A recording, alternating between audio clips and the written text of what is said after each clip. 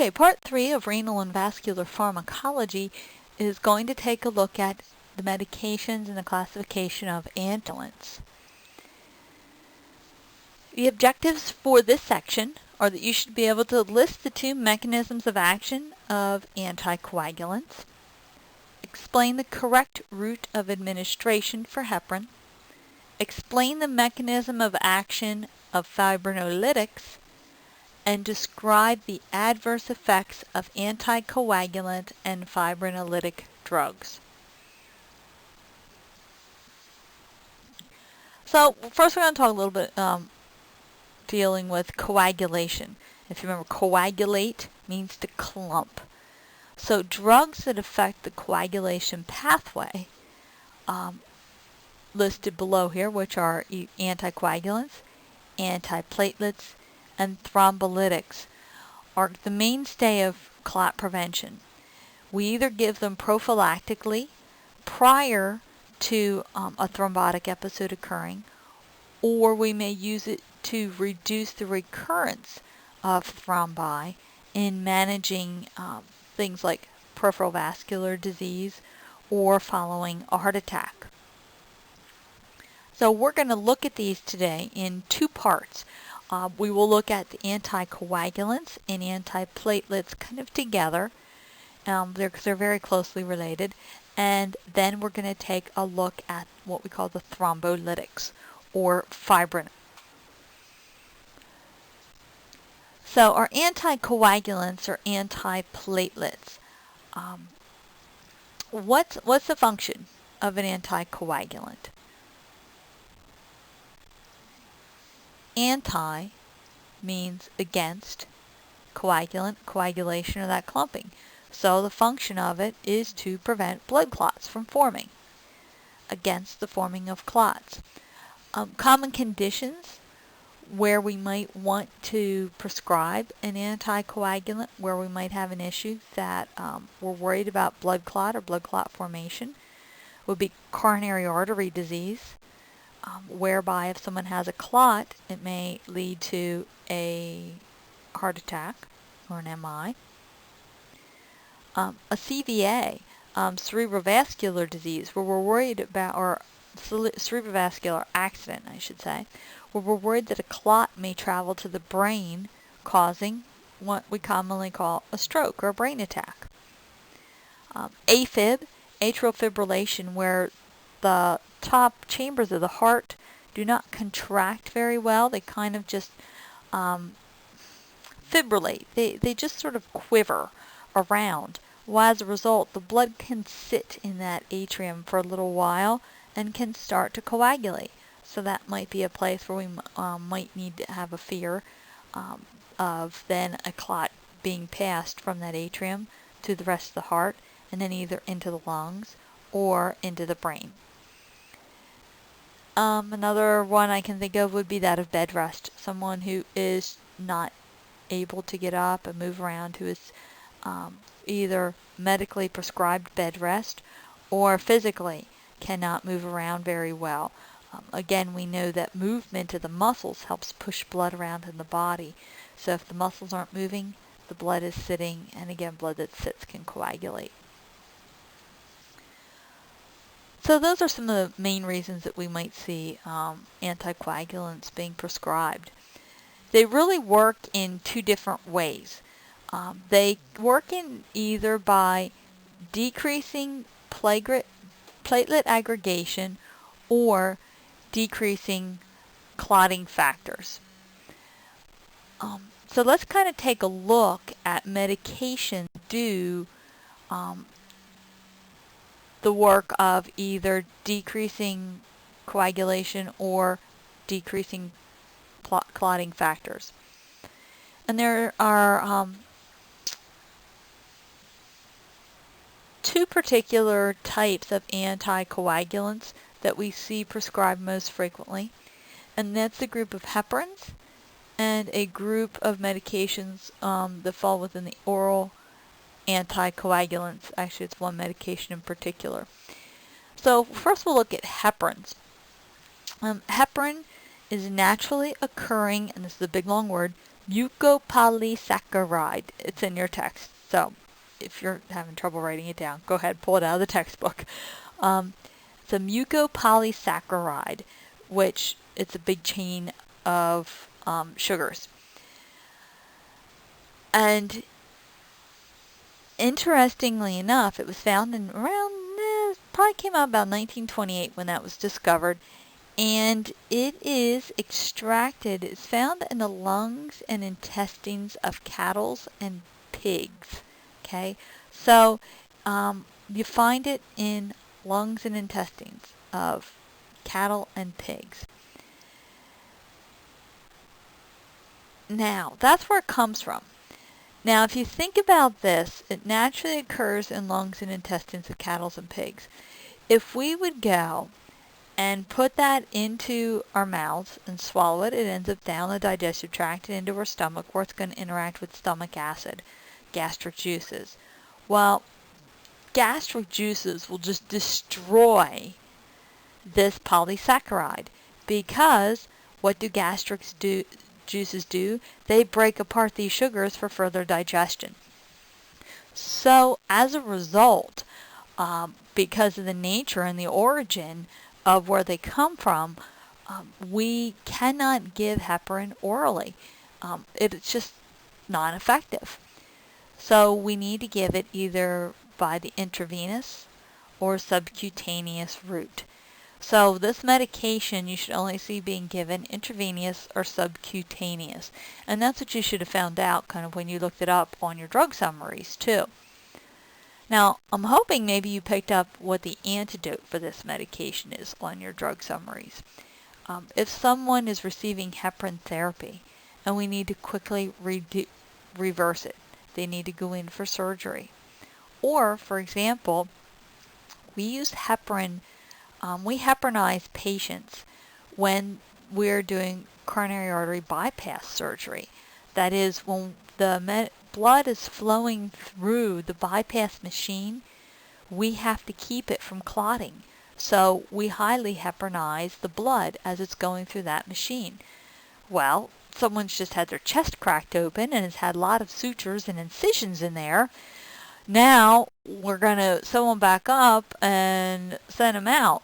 But we can't have their blood not being able to clot, or they're going to bleed out from all their incisions that they've had done for their coronary artery bypass graft. So then what we need to do is reverse that heparin so that their blood can clot again.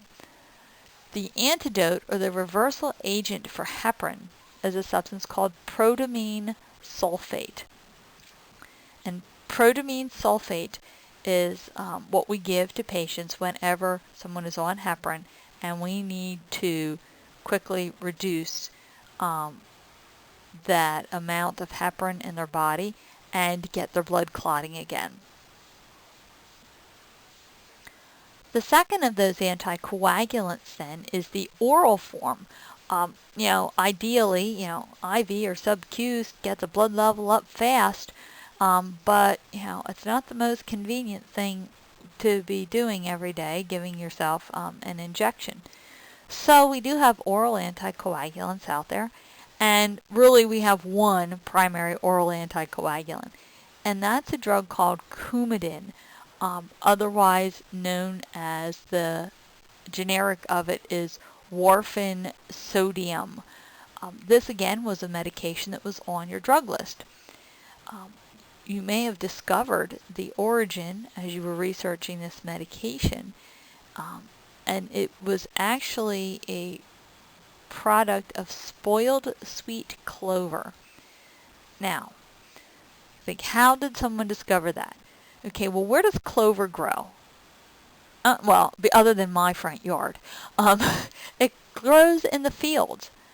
And what eats clover but cattle? Well, cattle that were grazing on this contaminated sweet clover developed hemorrhages and started hemorrhaging. And then, furthermore, the people who drank the milk from those cows also developed hemorrhaging because they ingested the spoiled sweet clover. Hence the discovery, we can take this spoiled sweet clover and use it as a medicinal purpose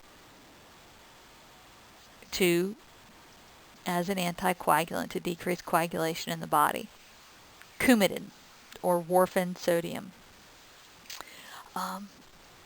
works great. It is an oral form of an anticoagulant. Its onset, though, of activity is fairly slow. It can take 12 to 72 hours till it first starts to be evident in the body, and it may take several days in order for you to develop a therapeutic blood level. So as a result, you can see where if you need someone to, if someone is in danger of getting blood clots and you really need to get some anticoagulants in them, just giving them Coumadin might not be the best way to go. You might need to get blood levels up first with heparin and then take them over to Coumadin. Several days, as I said, it takes several days for the medication to get up the blood level. In addition, though, its duration is very long. It can take even sometimes as much as 10 days after you've discontinued the medication until the blood is back to a normal clotting time. So as a result, we also need to have an antidote for this one. And the antidote for Coumadin is very simply vitamin K. If you recall, vitamin K is made by your stomach.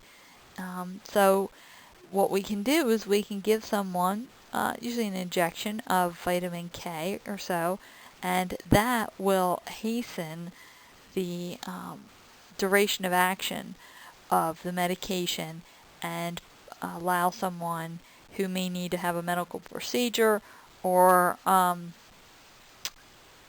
may need to have surgery or something like that done more quickly than having to wait up to 10 days for their own body to kick in enough vitamin K and excrete all the effects of the Coumadin. Then the third one on that list there, or the other piece of that list other than the anticoagulants, was that of our antiplatelets. Now, you watched a video that had to deal with the antiplatelets before this lecture, and the antiplatelets are specifically medications that keep the platelets from sticking together. And we know that by platelets sticking together, that's how we form a blood clot. So if we prevent them from sticking together, the clots are less likely to form. So you see my abbreviation MOA there. Mechanism of action is they do just that. They prevent platelets from clumping together. Examples of these, again, the one we have Plavix, and is a common one that we are seeing prescribed these days. In addition, aspirin. Aspirin itself, acetylsalicylic acid, will decrease platelet aggregation. And so very commonly we will see people who are at risk for blood clots being told to take one St. Joseph baby's aspirin a day, or another similar product, but one baby aspirin a day. With all of these medications, the common side effects that we have to worry about are adverse effects. Most common, bruising. They bump, as soon as they bump into something, they see a bruise. Hemorrhage, if they get a cut. That's the big one. They can bleed and they can hemorrhage, and it'll take a long time for the bleeding to stop. So we want to avoid them from tell them to avoid doing very traumatic activities. These are not people who should be cliff diving and doing such activities as that.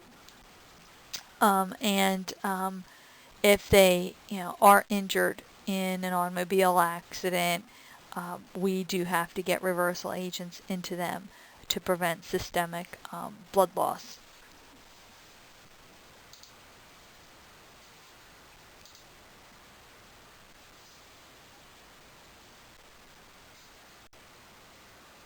Okay, a little bit of a change in topic, but still along the same pathway, is our fibrinolytic and thrombolytic drugs. Now, back to your medical terminology, if you may recall, lytic or lysis means to break apart. Hence, these medications are known as clot busters.